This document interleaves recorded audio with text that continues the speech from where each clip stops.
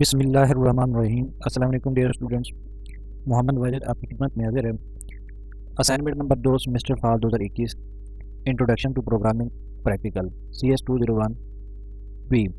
तो इस असाइनमेंट का टोटल नंबर 20 है, जबकि इसकी लास्ट डेट है 31 दिसंबर 2021 है। असाइनमेंट शुरू करने से पहले मैं आप लोगों से एक छोटी सी रिक्वेस्ट करता चलता हूँ। अगर आप चैनल पर नए हैं तो चैनल को लाजमी सब्सक्राइब कर लें और वीडियो को भी लाजमी लाइक करें। तो ये कुछ हदायत हैं, इन पर आप लोगों ने लाजमी अमल करना है।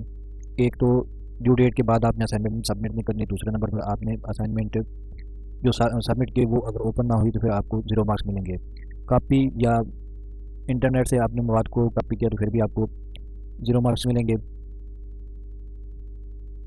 इसके अलावा आपने डेव C++ को यूज़ करना है इस को परफॉर्म करने के लिए। तो ये नीचे मज़ीद इंस्ट्रक्शंस हैं।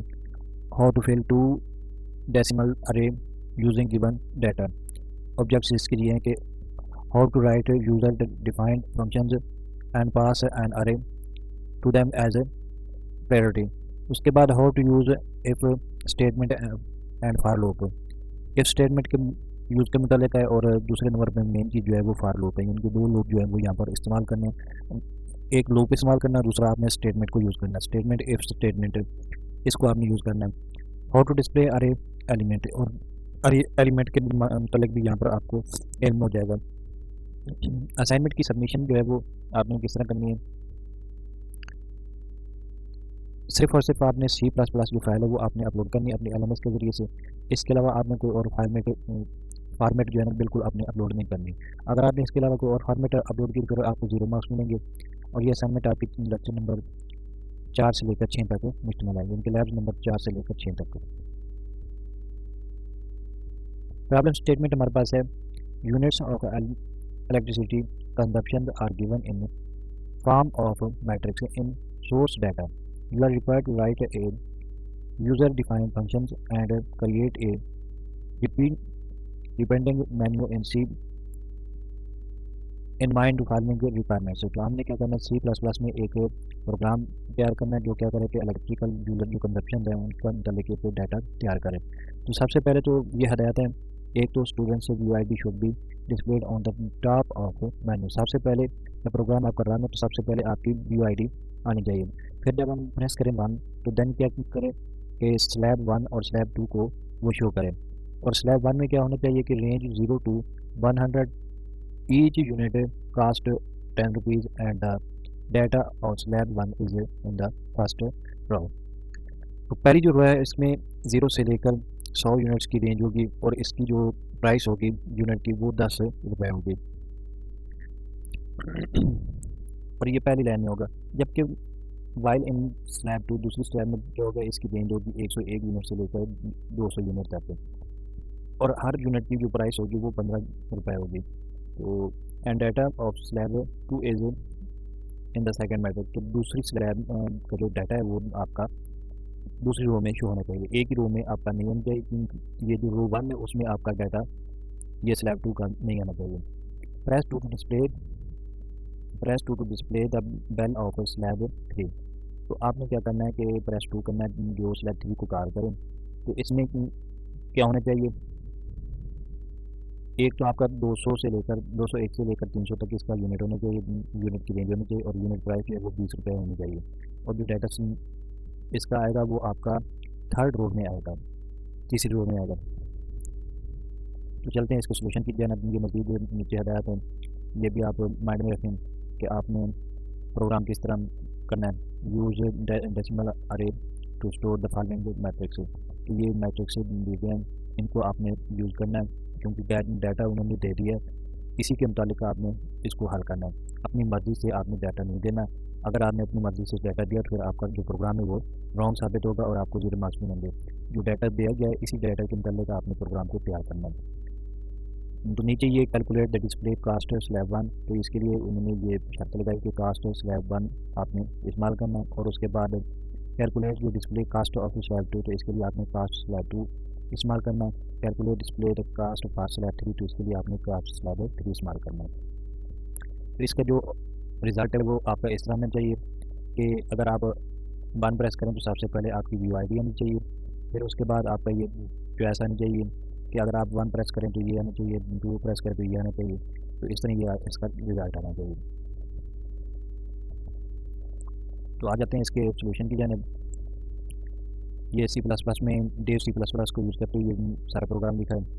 तो include hash include I stream data H या आई स्ट्रीम अकेला इस्तेमाल कर लें using name state studio name space studio. उसके बाद वाइड कास्ट लैब 1 या कास्ट लैब 1, उसके बाद इंट अरे। तो यहाँ पर आप ज़ीरो भी कर सकते हैं, लेकिन आप इसको अरे को आपने खाली रखना है, क्योंकि यहाँ पर ये डाटा जो है वो पहला स्टोर होगा। इंट जो हम एक्स से लेकर जीरो देंगे तो ये पहली वैल्यू इसमें स्टोर होगी। अब इसके बाद इसमें एक्स का आपने क्या करना है, इंक्रीमेंट कर देना है। उसके बाद ये अरे, और इसको आपने क्या करना है, एक्स लेस देन 3। तो ये 3 से कम तक इसको रिपीट करें। अरे हमारी जो है वो 0 से लेकर एक्स तक है, जो हमारी वैल्यू देंगे हम 1 2 3 जो भी आप देंगे वहाँ तक ये चलेगा इसका लूप। उसके बाद यहाँ पर अरे 0 से लेकर एक्स, इसको हम मल्टीप्लाई करेंगे अरे 1 से 0 तक। ठीक है, उसके बाद हम इसकी आउटपुट लेंगे। तो यहाँ पर आप अपनी मर्ज़ी से लिख सकते हैं। एन का मतलब होता है न्यू लाइन में, तो ये बिल फॉर स्लैब 1 इज़, तो ये आपकी वैसे की वैसे आउटपुट आ जाएगी। इसके बाद for int x is equal to 0, यहाँ पर हमने दोबारा फिर लूप लेना। तो ये क्या करेगा, ये एक्स को वैल्यू असाइन करेगा 0, और उसके बाद इसके एक्स को जितनी भी हम वैल्यू देंगे एक्स से लेस देन 3 होगा, जबकि इसमें एक का इजाफा कर देगा तो 3, और इसकी अरे आ जाएगी हमारी अरे 0x, तो इन्वर्टेड कॉमा में ये आ जाएगा। उसके बाद सी और एंडल एक्स आपने लेना है। फिर आपने क्या करना है, वाइड। अब यहाँ तक तो एक स्लैब हो गई। अब दूसरी स्लैब पर हमने तैयार करना है, तो इसके लिए कास्ट स्लैब आ जाएगी 2 इंट अरे, वही लूप दोबारा हमने यूज़ करना है यहाँ पर भी खाली। उसके बाद 3 आ जाएगा, फिर इंट बिल्कुल सेम वही, सिर्फ आपने क्या करना है, तब्दीली करनी है कि यहाँ पर कास्ट लैब 2 आ जाएगी। ये टोटल आपने सेम टू सेम वही जो ऑप्शन आपने एक दफ़ा करना है वही ऑप्शन आपने यहाँ पर दोबारा भी इस्तेमाल करना है, लेकिन यहाँ पर कोई फ़र्क भी नहीं है इसमें भी और इसमें भी। सिर्फ आप यहाँ पर अपने जब आउटपुट लेंगे तो यहाँ पर आपने स्लैब 2 लिखना। अब जो वाइड 3 है, वाइड 3 में कास्ट स्लैब 3, तो इसमें भी आपने सेम यही डाटा लिखना है। इसी तरह आपने इसको फार लूप देना है। फार लूप में आपने एक दफ़ा जो फार लूप देना बिल्कुल वही देना है, इसमें कोई फ़र्क नहीं करना। जबकि दूसरा जो फार लूप होगा वो भी आपने बिल्कुल सेम वही लिखना है, और यहाँ पर आपने इसकी आउटपुट जो है वो हैंडल कर देनी है। अब हमने एक मेन फंक्शन तैयार करना है। ये तो हमने सिर्फ अरे को कॉल करने के लिए अरे को इस्तेमाल किया है।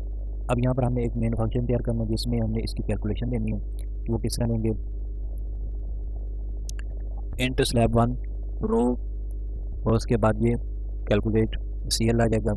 अब हमने ये डाटा देना है यहाँ पर इसको अरे को।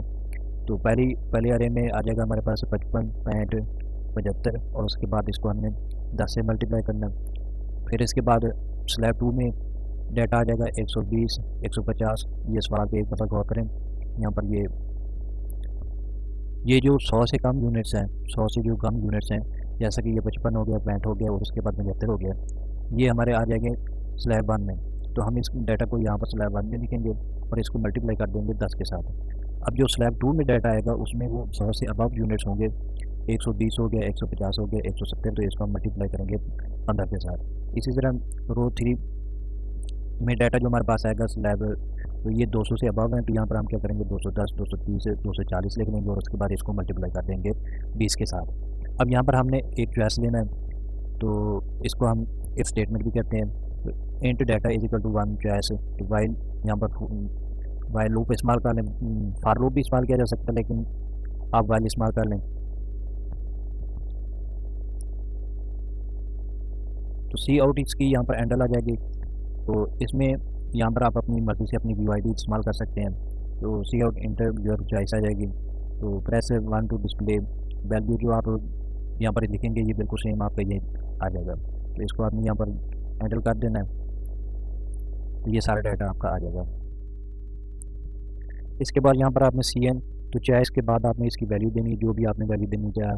अगर आप 1 प्रेस करेंगे तो 1 का डाटा आएगा, अगर आप 1 प्रेस करेंगे तो ये दोनों आपके प्रिंट हो जाएंगे, स्लैब 1 और स्लैब 2। और अगर आप 2 प्रेस करेंगे तो फिर क्या होगा कि स्लैब 3 आपकी होगी। इसके बाद एल्स डाटा 0 हो जाएगा और रिटर्न ये 0 हो जाएगा। ये टोटल जो प्रोग्राम है आपका 87 या 88 लाइन का बनता है। अब इसको रन करते हैं। तो रन करने के लिए पहले आपने क्या करना है, एग्जीक्यूट में जाना है, और इसको पहले कंपाइल करना है F9 के ज़रिए।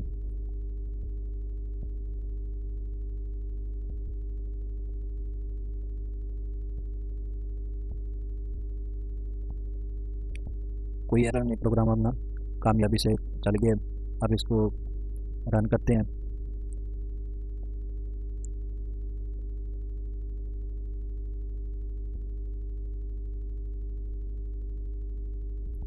तो यहाँ पर ये सबसे पहले हमारी आईडी आ गई। उसके बाद ये QoS आ गया हमारे पास। उसके बाद हमने क्या करना है, प्रेस 1 करना है तो डिस्प्ले और इंटर कर दें। तो ये हमारे पास बिल और स्लैब 1 इज 555, जो पहले यूनिट है 555 आ गया। उसके बाद 655 650, उसके बाद 750 आ गया। और जो स्लैब 2 है उसका यूनिट हमारे पास आ गया 1800, 2250, 2550। इसी तरह आगे हमने दूसरी स्लैब का भी लेना है तो ये 2 प्रेस कर दें और इंटर कर दें। तो इस तरह ये हमारे पास डाटा आ जाएगा 4200, 4600, 4800।